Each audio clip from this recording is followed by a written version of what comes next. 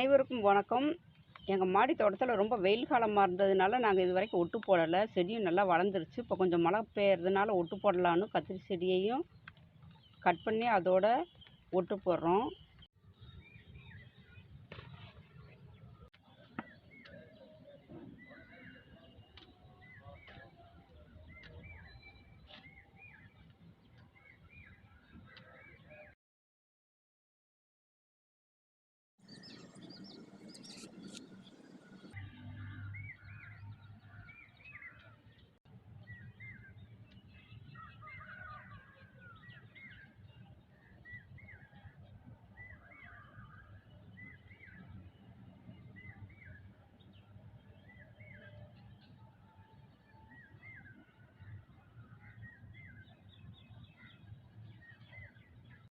நாங்கள் மே மாதம் 17ஆம் தேதி ஒட்டு போட்டோம் கத்திரி செடியை, சுண்டக்காய் செடியோட. இப்போ வந்து 2 வாரத்துக்கு மேலே ஆயிடுச்சு. அதில் பாருங்கள் நல்லா தழைஞ்சிருச்சு.